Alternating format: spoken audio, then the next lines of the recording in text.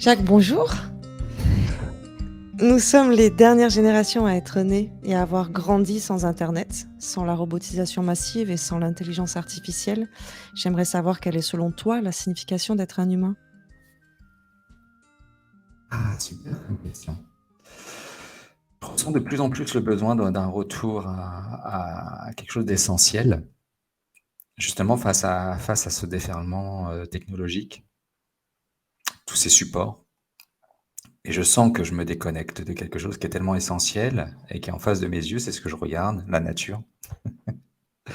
Et je ressens ce besoin aussi, parce que j'expérimente aussi des choses tellement plus simples, comme le magnétisme, comme la prière, et qui fonctionnent. Donc je me dis que voilà, l'essence est, je le sais, hein, intellectuellement, que l'essence est en moi, l'essence est en nous, et qu'on est créateur et qu'on a plein de potentiel et qu'on peut faire plein de belles choses.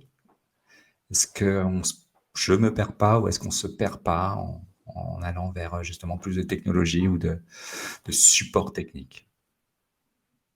C'est une vraie question ouverte.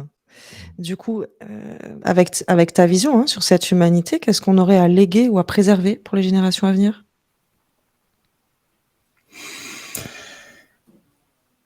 En tout cas, moi, ce que j'essaye de faire après, justement, c'est de récupérer ces outils personnels, la réflexion, l'esprit critique, l'analyse, le retour à le pas se perdre enfin, parce que je sens que je le vis aussi moi, même si se déconnecter de son corps, de nos capacités manuelles aussi, tout ça est relié, surtout cet ancrage à la nature, et puis et que cet ancrage, cette reliance au monde spirituel. Mmh. Nous sommes guidés, nous sommes connectés avec nos défunts. Ils sont là tous les jours. Il y a les êtres spirituels, voilà, on va définir comme ça, sont là. Nous sommes guidés, nous sommes orientés, et notre objectif d'incarnation, enfin notre objectif de vie est tellement plus large que la vie matérielle qu'on nous propose que voilà, c'est ça que j'ai envie qu'ils gardent, qu'on ne perde pas, quoi.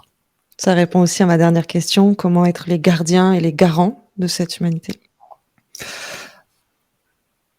En parlant, en comment dire, en partageant ce que j'essaie de faire avec mes enfants, et voilà, mes passions, en leur donnant envie d'apprendre, en leur faisant découvrir, en les aidant à questionner, en favorisant aussi, comment dire, justement, cette appétence et le plaisir à le faire, parce que ça va aussi les nourrir eux. Donc, c'est d'être aussi de l'incarner, c'est-à-dire de la congruence qui fait qu'entre ce que je dis, ce que je pense et ce que je suis, c'est aligné, quoi. Surtout là-dessus. Et après, voilà, on est un modèle, hein. Ça peut ne pas forcément passer que par le discours, par l'incarnation de ce qu'on est, de ce qu'on pense. Mais Merci c'est beaucoup.